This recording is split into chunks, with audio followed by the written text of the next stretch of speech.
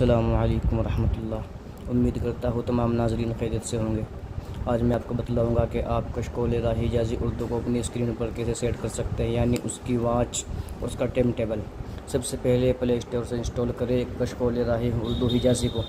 उसके बाद में आपने क्या करना है, जब वो इंस्टॉल हो जाएगा यहाँ पर आपने स्क्रीन पर दबा कर रखना है।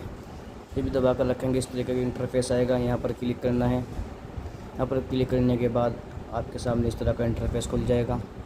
आप ऊपर चलेंगे, यहाँ आपको तमाम ऐप नज़र आएगा। यहाँ पर आपको कशकोल उर्दू राही हिजाज़ी भी नज़र आएगा। इसको टच करें। इसको टच करने के बाद में इस तरीके से इंटरफेस आएगा। जिसको आप लेना चाहते हो उस पर क्लिक करके रखें, उसको दबा कर रखें अंगूठे से। इस तरीके से आप यहाँ पर इसको सेट कर दें। फिर दोबारा स्क्रीन को दबा कर रखें।